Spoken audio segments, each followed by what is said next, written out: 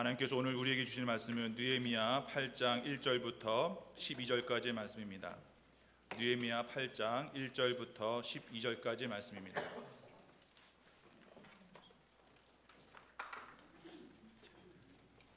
느헤미야 8장 1절부터 12절까지의 말씀을 제가 받들어 읽겠습니다.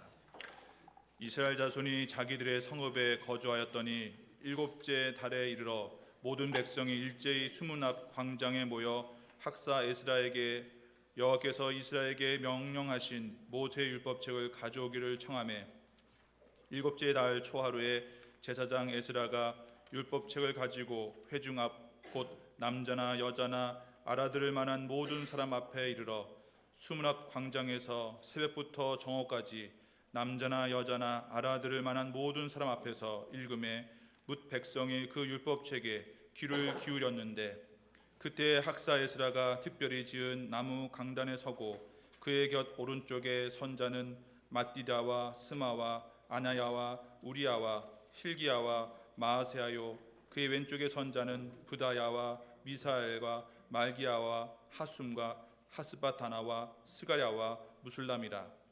에스라가 모든 백성 위에 서서 그들 목전에 책을 펴니 책을 펼 때 모든 백성이 일어서니라. 에스라가 위대하신 하나님 여호와를 송축하며 모든 백성이 손을 들고 아멘 아멘 하고 응답하고 몸을 굽혀 얼굴을 땅에 대고 여호와께 경배하니라. 예수아와 바니와 세레바와 야민과 아굽과 사부대와 호디야와 마아세야와 그리다와 아사랴와 요사밧과 하난과 블라야와 레이 사람들은 백성이 제자리에 서 있는 동안 그들에게 율법을 깨닫게 하였는데 하나님의 율법책을 낭독하고 그 뜻을 해석하여 백성에게 그 낭독하는 것을 다 깨닫게 하니 백성이 율법의 말씀을 듣고 다 우는지라. 총독 느헤미야와 제사장 겸 학사 에스라와 백성을 가르치는 레위 사람들이 모든 백성에게 이르기를 오늘은 너희 하나님 여호와의 성일이니 슬퍼하지 말며 울지 말라 하고 느헤미야가 또 그들에게 이르기를 너희는 가서 살진 것을 먹고 단 것을 마시되 준비하지 못한 자에게는 나누어 주라. 이날은 우리 주의 성일이니 근심하지 말라.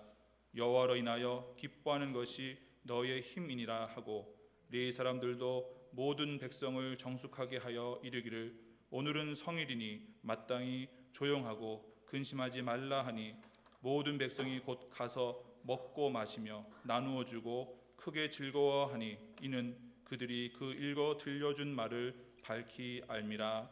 아멘.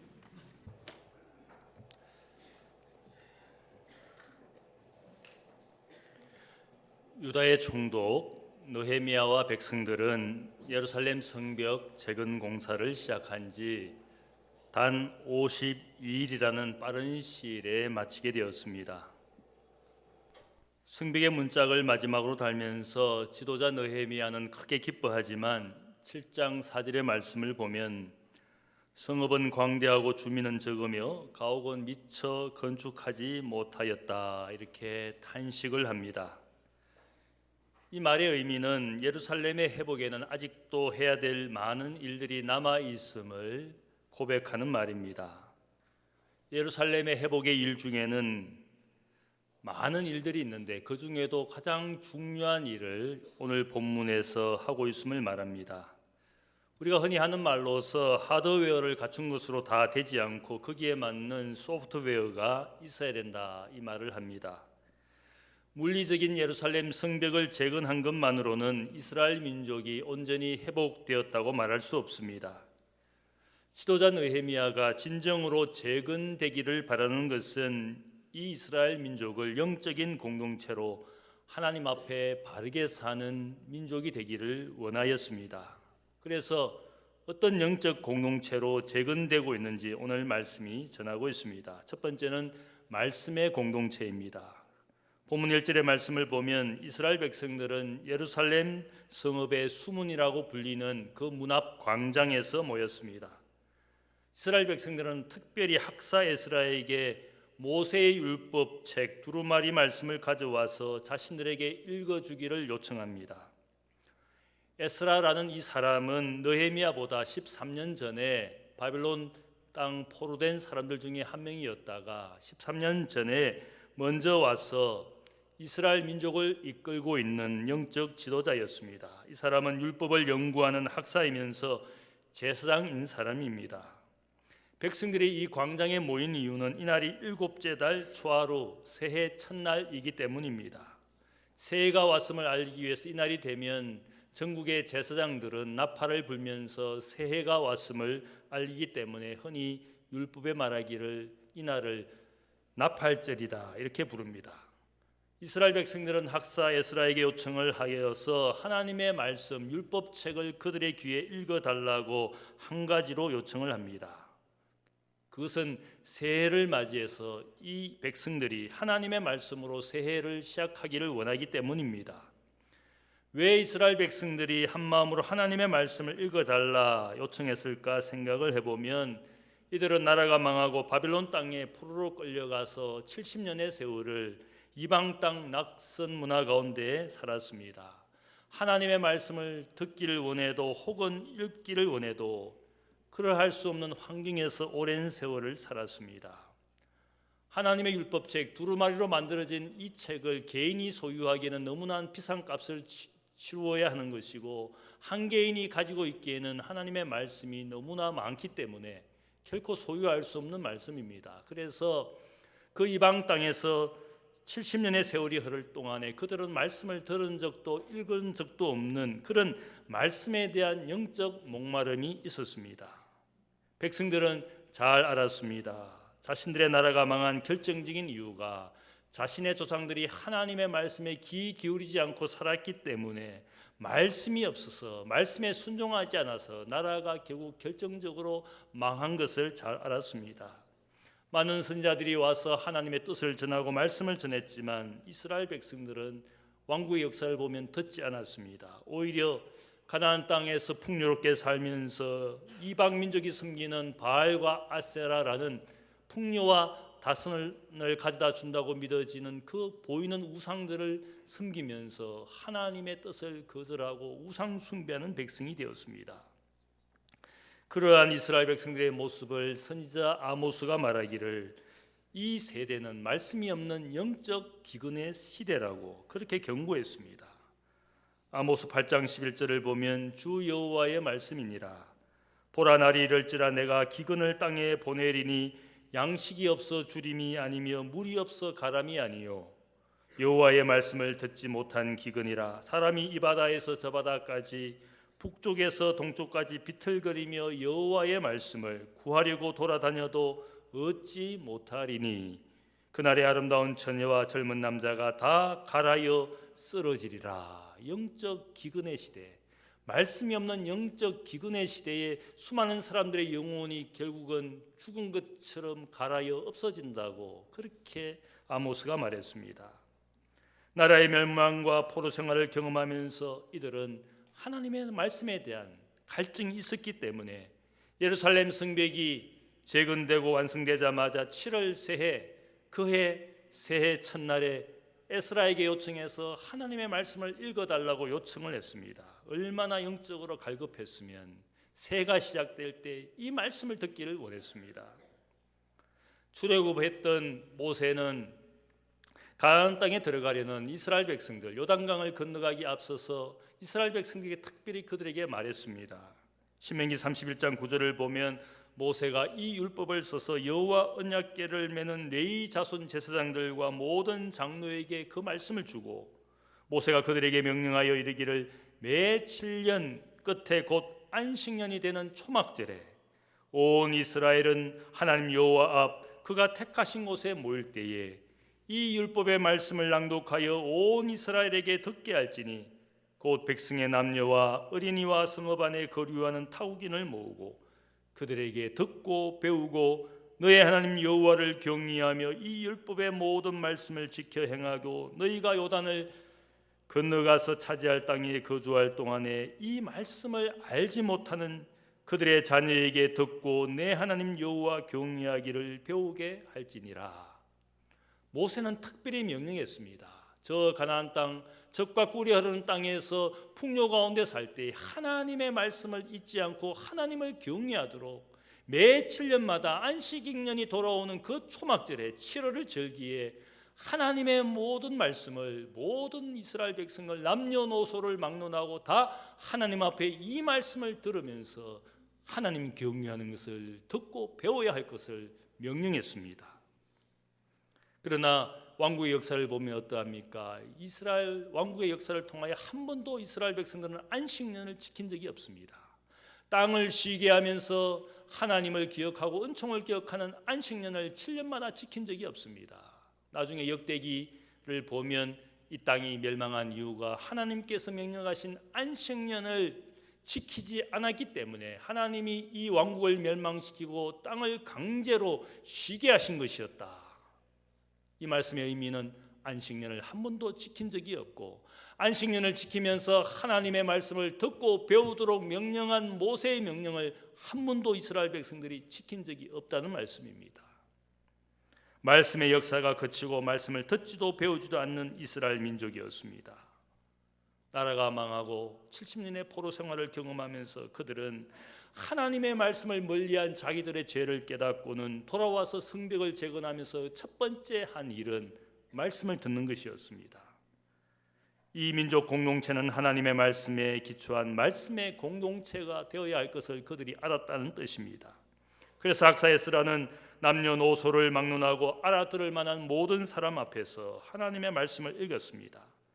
3절 말씀을 보면 수문 앞 광장에서 백성들은 새벽부터 정오까지 거의 반나절 6시간 이상을 하나님의 말씀을 경청했습니다. 무슨 지붕이 있는 것이 아니라 실내가 아니라 그 광장 앞 태양빛이 내리쬐는 그 햇볕 내리쬐는 더위에서 그들은 하나님의 말씀을 열심히 들었습니다.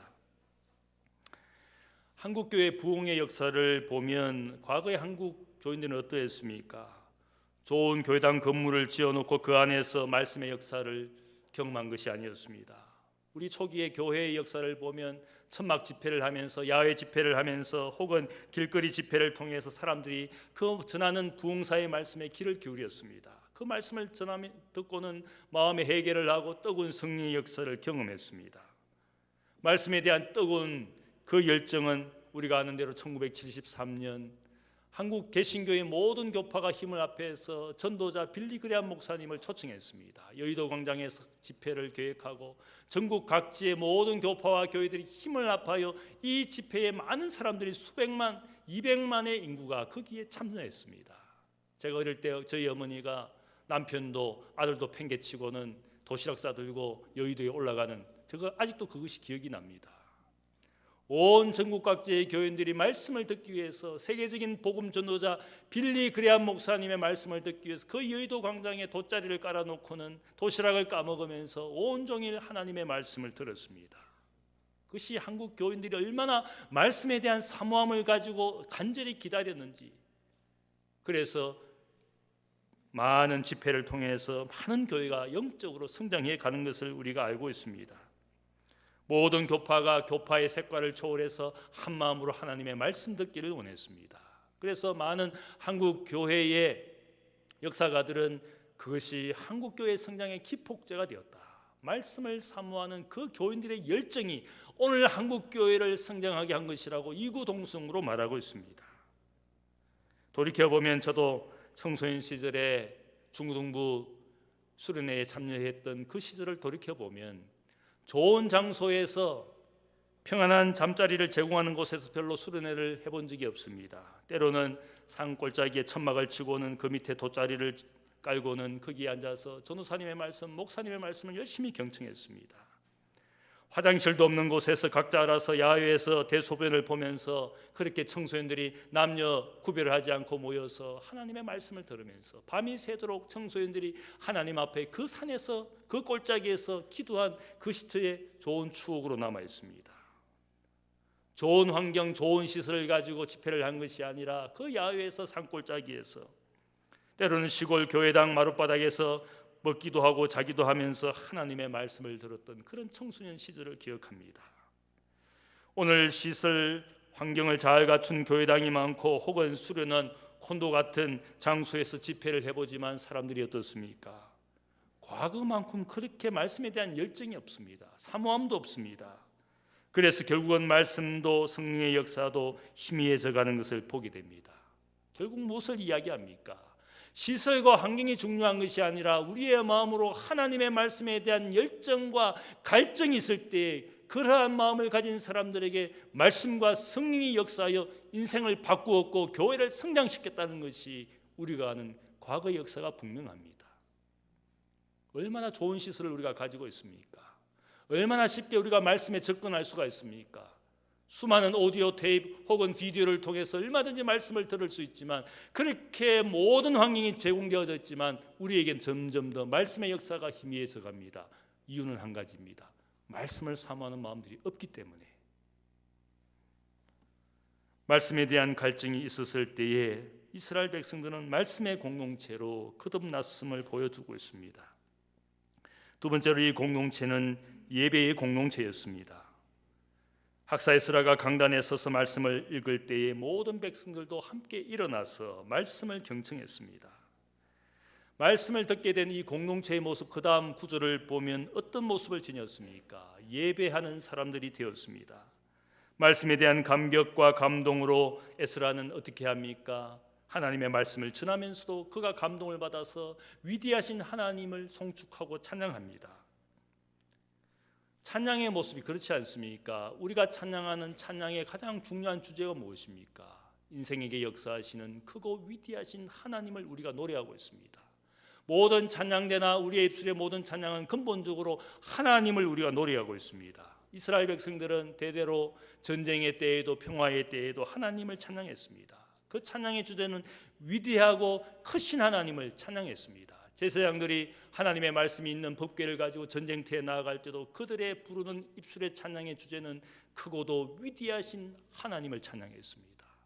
평화의 시대에도 성전 안에서 레위 성가대들은 무엇을 찬양했습니까? 위대하신 하나님을 찬양했습니다. 나라가 망하였지만 다시 약속의 땅에 돌아온 에스라와 그 곁에 노래하는 제사장들이 어떻게 찬양합니까? 위대하신 하나님을 찬양하고 있습니다. 위대하신 하나님을 에스라가 송축하며 찬양할 때 그 송축하고 찬양하는 모습에 백성들도 감동을 받고는 어떻게 화답합니까? 아멘, 아멘. 하나님의 은혜에 이 땅에 돌아오게 하셔서 성벽을 재건하고 드디어는 말씀을 듣게 된 그 감동 때문에 찬양하게 되고 또한 아멘으로 화답하는 백성들이었고 그 다음의 모습을 보면 자연스럽게 몸을 굽히고 얼굴을 땅에 대고 하나님을 경배하였다. 예배하는 공동체가 되었습니다. 말씀이 우리의 마음에 역사할 때에 우리가 어떻게 되는 겁니까? 하나님을 예배하게 됩니다. 하나님 앞에 교만한 인생이 낮아지게 되는 것이고 예배는 겸손한 자만이 예배 드릴 수가 있습니다. 하나님의 말씀 앞에서 왜 예배하게 되는 겁니까? 그 말씀이 우리의 죄를 깨닫게 하기 때문에 그 말씀이 우리를 회개하는 영을 주셔서 하나님 앞에 진실로 회개하게 할 뿐만 아니라 회개 이후에 우리에게 하나님의 은혜로 위로함을 주시고 치유를 주시고 회복과 구원을 경험하게 하시는 것이 하나님의 말씀이기 때문에 말씀 앞에 엎드리게 되고 죄인된 얼굴을 들 수가 없게 되고 하나님 앞에 엎드리게 되는 겁니다. 말씀이 역사하면 그런 역사를 만들어내는 것이 하나님의 말씀입니다. 하지만 말씀이 없고 형식만 그리고 전통만 남은 예배, 그러한 교회는 어떻습니까? 점점 더 영적으로 죽어갑니다. 인간의 말, 세상의 말로 가득한 예배나 혹은 그 설교자에 의해서 드려지는 그런 예배는 어떻게 됩니까? 결국은 예배가 아니라 어느 순간부터 교회의 문화를 즐기는 사람들만 가득한 인간의 집회에 불과하게 됩니다. 오늘 우리의 예배 드리는 모습을 보면 과연 이것이 하나님 앞에 겸손히 엎드려 예배하는 자리인지 아니면 우리끼리 주고받으며 즐기는 교회 문화를 즐기는 그런 인간의 집회인지 모호하게 될 때가 얼마나 많습니까? 말씀이 없는 신앙이나 교회 생활은 우리를 영적으로 지치게 합니다. 하나님 앞에 겸손하게 되지 아니하고 인간 스스로 교만하게 되면서 오히려 사람들이 모여 있을수록 불화와 상처만이 가득한 교회가 얼마나 많습니까? 왜 그렇습니까? 하나님의 말씀이 없기 때문에 말씀 앞에 겸손한 인생이 없어져 간다는 뜻입니다. 진정한 예배자가 교회에 없다는 뜻입니다. 말씀이 없는 기도 생활이나 신비주의는 점점 더 사람들을 사이비 이단에 빠지게 하고 드디어 말씀이 없는 성도의 교제는 세상 모임, 세상 동창회, 세상 동호회와 다를 바가 없는 세상의 세속적인 모임으로 점점 더 우리의 모임이 그렇게 되어갑니다. 왜 그렇습니까? 이유는 한 가지입니다. 하나님의 말씀이 그 앞에 빠졌기 때문에. 말씀 앞에 겸손한 인생이나 말씀 앞에 자신의 죄를 회개하는 사람들이 점점 더 없어져 가기 때문에 우리의 모임은 더 이상 예배가 되어가지 못한다는 뜻입니다. 제가 러시아에 여행을 갔을 때 러시아 정교회 교회당을 찾아간 적이 있습니다. 제가 갔을 때 마침 러시아 정교회 교회당에서 미사가 드려지고 있었습니다. 제가 거기 갔을 때 놀라운 것이 하나 있었습니다. 거기 가보니까 예배당에 의자가 없습니다. 보니까 미사를 집례하는 신부님도 앞에서 서서 집례를 하고 그 미사에 참여하는, 예배에 참여하는 교인들도 다 서서 예배를 드립니다. 보니까 서서 예배를 드리는, 미사에 참여하는 분들이 대부분 흰머리가 많은 노인들만 가득한데 몇 시간 동안 미사를 서서 함께 드리고 있습니다. 자, 그 모습을 보면서 예배는 하나님 앞에 우리가 감히 편안하게 좌석에 앉아서 청중처럼 관중처럼 지켜보는 그것이 예배가 아니라 예배자는 하나님 앞에 엎드릴 수 있는 자리가 되어야 된다. 하나님의 말씀 앞에 감동이 있으면 엎드리게 되고 무릎을 꿇게 되는, 오늘 우리 교회당 좌석을 보면 어떻습니까? 여기에는 무릎 꿇을 수 있는 장소가 되지 못합니다. 하나님 앞에 엎드릴 수 있는 장소도 아닙니다. 대부분의 교회당이 다 마치 관중석, 청중석을 편안하게 만들어 놓고 마치 예배를 지켜보는 사람인 것처럼, 여러분들이 우리의 예배하는 자세를 보면 이것이 예배의 자세인지 지켜보는 청중의 자세인지 너무나 분명하지 않습니까? 이것도 부족하다고 더 좋은 시설, 더 좋은 환경 갖춘 큰 교회당, 좋은 교회당 짓느라고 우리가 정신이 없지 않습니까? 잘 지켜볼 수 있도록, 편안하게 앉아서 지켜볼 수 있도록 온 교회당이 그렇게 만들어갑니다. 예배자의 모임이 아니라 지켜보는 자의 모임만 가득하게 만들어 놓았습니다. 아이러니하게도 시설과 환경이 좋아질수록 우리는 점점 더 하나님의 말씀에서 멀어져 갑니다. 점점 더 우리의 시설과 환경이 편안해질수록 우리는 점점 더 하나님을 예배하는 삶에서 멀어져 가고 있습니다. 솔직하게 여러분이 지금 예배자의 모습으로 여기 있는 겁니까? 아니면 지켜보고 들어보려고, 목사가 어떻게 연출하나 들어보려고 우리의 모습이 그렇지 않습니까? 20세기의 선지자라고 일컬어지는 토조 목사님은 말했습니다. I did not go through the Bible, but the Bible went through me. 이렇게 말했습니다. 이것은 내가 하나님의 말씀을 읽은 것이 아니라 하나님의 말씀이 내 인생을 읽었습니다.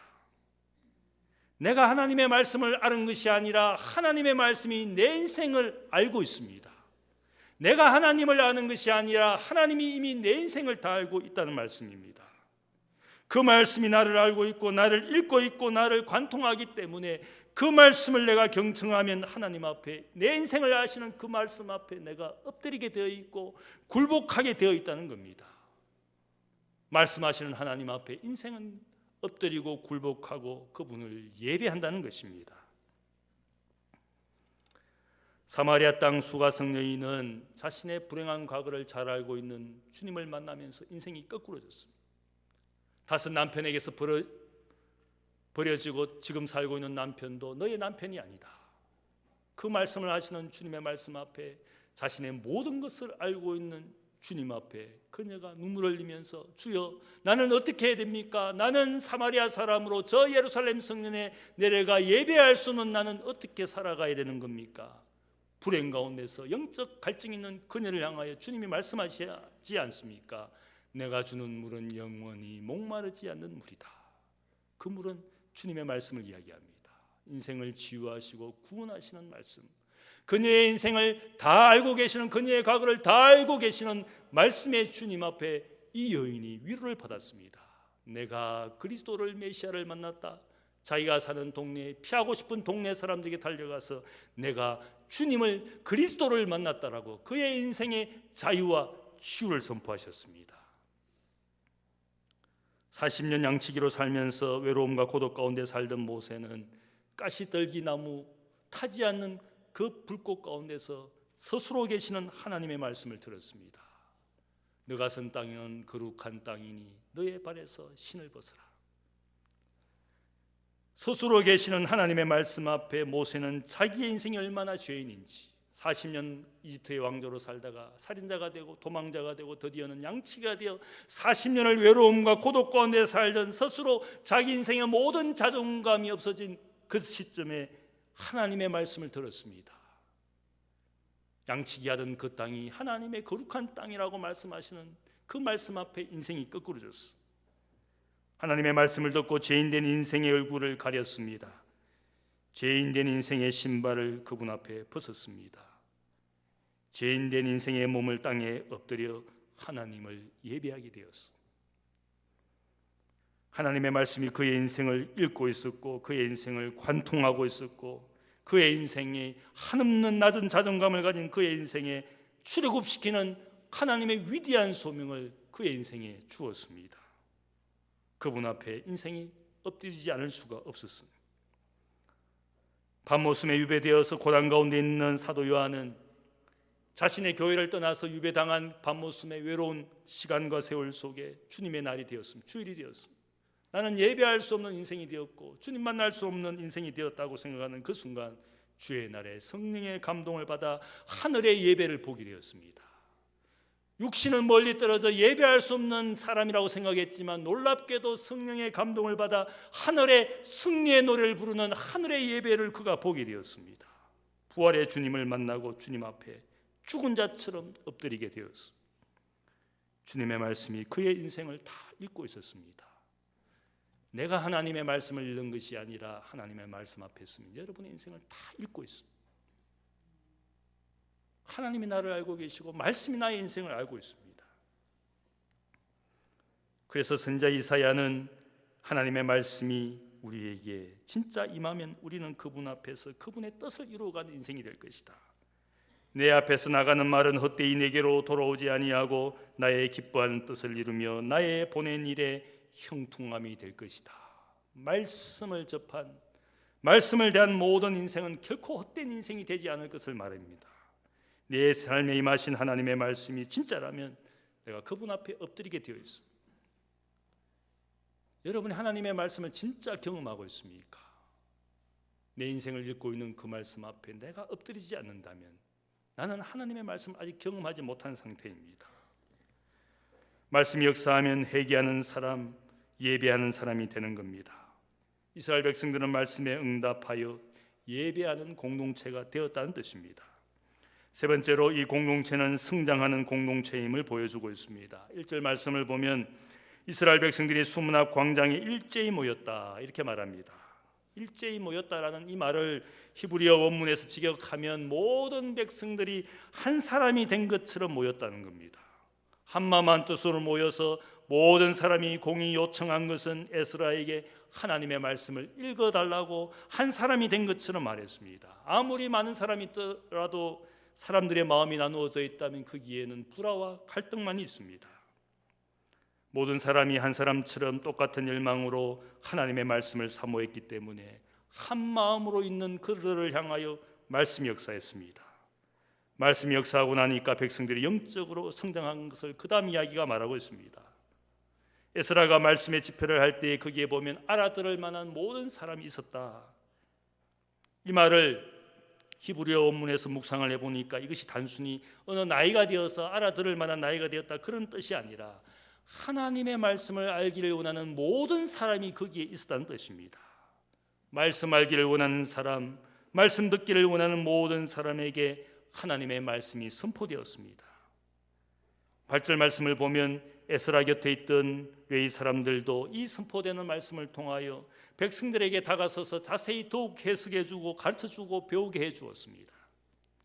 아마 제가 생각할 때 백성들을 그룹으로 나누어서 에스라 옆에 있는 레위인들이 다가서서 그 소그룹으로 나누어진 군중들에게 다가서서 에스라의 입술을 통하여 전해지는 그 말씀을 더욱 자세히 해석해주고 그들이 깨달을 때까지, 그들이 배울 때까지 그들 곁에서 가르쳐 주었다는 뜻입니다. 말씀을 듣는 것으로 끝난 것이 아니라 말씀을 배우고 말씀이 그들의 삶의 양식이 되도록 레위인들이 옆에서 가르쳐주고 배우게 했다는 뜻입니다. 말씀을 전하고 배우는 일들이 얼마나 중요한지를 이야기합니다. 사도 바울은 말씀을 가르치는 사람들을 특별히 존중해야 될 것을 명령했습니다. 그래서 말씀의 은사를 가진 사람들을 나열하면서 사도와 선지자, 복음 전하는 자, 목사와 교사를 교회에 세우셨고 이들이 교회의 터다 이렇게 이야기했습니다. 이들이 인간적으로 존재가 중요하기 때문에 그들을 존중하라는 뜻이 아니라 말씀을 전하기 때문에 하나님의 말씀의 도구인 이 사람들을 존중하지 않는다면 말씀이 교회의 터가 될 수가 없다. 여러분이 왜 목사를 존중해야 됩니까? 목사가 훌륭해서 혹은 목사가 특별해서 여러분이 목사를 존중하라는 뜻이 아니라 제가 하나님의 말씀을 전하고 있기 때문에 하나님의 말씀을 존중하는 입장에서 말씀 전하는 자를 교사나 복음 전하는 자나 사도나 선지자나 말씀을 가르치는 사람들을 내가 중히 여기고 그 중히 여김으로써 내가 말씀의 양식을 우리가 잘 받아들일 수 있도록 그래서 우리가 목회자를 존중하라는 겁니다. 그래서 바울은 한 발 더 나가서 말하기를 가르침을 받는 사람은 말씀을 가르치는 사람들과 모든 좋은 것을 함께하라. 이 말씀을 우리 생활에 적용하면 여러분이 맛있는 거 먹으면 목사 생각하고 맛있는 거 사주라는 뜻입니다. 아멘. 좋은 것 보고 좋은 것 먹으면 목사를 생각하라는 말입니다. 김범식 목사가 짜장면만 좋아한다고 맨날 짜장면 사주지 말고 저는 스파게티도 먹을 줄 알고 피자도 먹을 줄 알고 한정식도 먹을 줄 아는데 맨날 짜장면만 사줍니다. 말씀을 가르치는 자와 함께 좋은 것을 나누는 사람이 되라. 그 사람을 존중하라는 이유는 말씀을 존중하라는 이야기입니다. 9절 말씀을 보면 레인으로부터 말씀을 자세히 배우게 된 백성들이 어떻게 응답합니까? 말씀을 배우고 나서 울었습니다. 말씀을 알게 된 감격 때문에 말씀을 통하여 깨닫게 된 자신의 죄 때문에 슬픔 가운데 울었습니다. 이곳저곳에서 백성들이 울기 시작하니까 온 백성들이 함께 울었습니다. 그것을 지켜보는 느헤미야와 에스라와 레인들이 그것의 모습을 보면서 백성들의 모습을 보면서 마음 아파하면서 10절에 이렇게 말합니다. 너희는 가서 살찐 것을 먹고 단 것을 마시되 준비하지 못한 자에게는 나누어 주라. 이날은 우리 주의 성일이니 근심하지 말라. 여호와로 인하여 기뻐하는 것이 너희의 힘이니라. 느헤미야의 말을 듣고서 레위 사람들도 백성들에게 울음을 그치게 했습니다. 이날은 새해 첫날 하나님의 성일 기뻐해야 되고 즐거워해야 될 새해 새날인 것을 상기시킵니다. 그리고 그들의 권면을 듣고 백성들은 곧 돌아가서 가정으로 돌아가서 일터로 돌아가서 먹고 마시고 드디어는 가지지 못한 자 준비되지 못한 자들에게 자신들이 가진 것을 나누어 주고 함께 크게 즐거워하였다. 저는 이 말씀을 보면서 이들이 하나님의 말씀 앞에 성장한 모습을 보여줍니다. 고난과 불행 가운데 슬퍼하는 것도 맞는 것이지만 그러나 그 고난과 슬픔을 이겨내면서 하나님이 주시는 약속의 소망, 말씀의 소망을 가지고 자신의 일터와 가정에서 기쁨으로 살게 하는 힘을 얻게 된 것을 우리가 성장이라고 부르는 겁니다. 고난과 불행 앞에 슬퍼하고 걱정하고 염려하는 것은 세상 사람도 할 수 있는 겁니다. 그러나 말씀 우리를 성장시켜 줍니다. 고난 가운데서 하나님의 뜻을 알게 됩니다. 슬픔 가운데서 말씀의 위로를 받게 됩니다. 불행 가운데서도 인생의 소망을 말씀 앞에서 발견하게 됩니다. 그래서 오늘 말씀 보면 12절의 말씀을 보면 이는 그들이 그 읽어 들려준 말을 밝히 알게 되었기 때문이라. 더 이상 슬퍼하지 않고 자신의 가정으로 돌아가서 먹고 마시고 나누어 줄 수 있는 기쁨을 가지게 된 것은 말씀을 밝히 알게 되었기 때문이다. 말씀이 주는 영적 성장을 이 공동체가 경험했다는 뜻입니다. 우리는 불행과 고난에 절망해서 슬픔의 눈물을 흘릴 수 있습니다. 하지만 영원한 하나님의 말씀과 그 약속을 소망으로 살아가는 사람들은 슬픔이 변하여 기쁨이 되는 줄 믿습니다. 여호와로 인하여 기뻐한다. 상황은 크게 바뀌어지지 않았지만 이 백성들은 하나님의 말씀으로 인하여 여호와로 인하여 하나님으로 말미암아 크게 기뻐하게 되었다. 저는 이 말씀을 들으면서 보면서 하박국 선지자의 말씀을 보게 됩니다. 비록 무화과 나무가 무성하지 못하며 포도나무에 열매가 없으며 감람나무에 소출이 없으며 밭에 먹을 것이 없으며 우리의 양이 없으며 외양간에 소가 없을지라도 나는 여호와로 말미암아 즐거워하며 나의 구원의 하나님으로 말미암아 기뻐하리로다. 주 여호와는 나의 힘이시라. 나의 발을 사슴과 같게 하사 나를 나의 높은 곳으로 다니게 하시리로다. 나라가 망하고 예루살렘 성읍은 아무것도 없고 황폐하지만 하나님으로 말미암아 우리는 기뻐하리라. 가서 먹고 마시고 즐거워하며 나보다 가지지 못한 그들을 위하여 나의 양식을 나누어 주는 그런 기쁨이 충만한 공동체가 되었다는 뜻입니다. 하나님의 말씀 누구의 것입니까? 원래 하나님의 말씀은 하나님의 것입니다. 하나님의 것을 우리에게 주셨습니다. 주인의 것을 종이 가지고 있으면서 주인을 위하여 이것을 사용하지 않으면 우리는 주인의 것을 도둑질한 사람이 되는 겁니다. 성경책이 있고 하나님의 말씀이 있지만 평생 한번 들여다보지도 않고 읽지도 않고 배우지도 않고 살고 있으면 나는 하나님의 것을 도적질하여 혼자 간직하고 남들에게도 나누어 주지 않는 악한 도적이 된 겁니다. 강도가 된 겁니다. 주인이 타국으로 떠나면서 종들에게 자신의 달란트를 나누어 주었습니다. 주인을 위해서 열심히 일하라고. 그러나 한 달란트를 받은 종은 아무것도 하지 않고 그것을 땅속에 파묻었습니다. 주인이 돌아왔을 때 변명했습니다. 주인은 심지 않은 데서 거두는 분이지 않습니까? 이 말은 맞지만 주인의 능력은 알았지만 주인의 뜻은 그것이 아니다.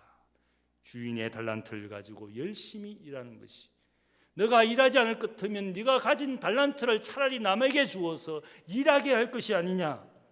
가지고 있으면서 주인의 것을 가지고 있으면서 이것을 사용하지 않는 우리는 하나님 앞에 서게 되면 내가 가지고 있는 이것이 수치가 되고 부끄러움이 될 겁니다. 하나님의 말씀을 가진 우리 모두가 말씀과 예배하는 공동체로 거듭나기를 축복합니다. 성장하는 여러분의 인생과 가정이 되시기를 주님의 이름으로 축복합니다. 사랑의 아버지 하나님, 감사합니다. 인생의 놀라운 하나님의 말씀을 인생에게 허락하셨습니다. 그러나 언젠가 우리는 하나님의 말씀에 대한 갈증도 사모함도 없어졌습니다. 우리의 환경과 시설이 좋아졌지만 우리는 하나님의 말씀에서 점점 더 멀어져가는 우리가 되었습니다. 예배자가 되지 못하고 어느 순간 청중과 관중이 되고 온 세상의 교회를 떠돌아다니는 사람이 되었습니다. 말씀에 사모함이 없어서 어느 순간부터 내 삶은 무미건조하게 되고 다툼과 분열과 상처 가운데 교회 생활을 하고 있는 우리인지 모릅니다. 하나님 아버지, 말씀 앞에 예배자가 되게 하여 주옵소서. 이미 하나님의 말씀이 내 인생을 읽고 있고 내 인생을 관통하고 있는 줄 믿습니다. 그 말씀 앞에 두려움과 떨림으로 엎드리게 하여 주옵소서. 우리의 죄인된 얼굴을 감히 들지 못합니다. 인생의 죄인된 신발을 하나님 앞에 신지 못합니다. 몸을 엎드리며 얼굴을 낮추며 신발을 벗게 하여 주옵소서. 말씀 앞에 회개하게 하시며 말씀 앞에 참으로 진정한 유침이 있어 이제는 예배하는 자, 성장하는 자가 되기를 원합니다. 바꾸어지지 않은 내 인생과 가정과 일터의 모습을 보며 하나님 앞에 회개하기를 원합니다. 말씀을 가지고 변화된 삶을 살며 주신 소명을 감당하는 말씀의 사람, 약속의 자녀가 되게 하여 주옵소서. 감사하며 예수님의 이름으로 기도하옵나이다. 아멘.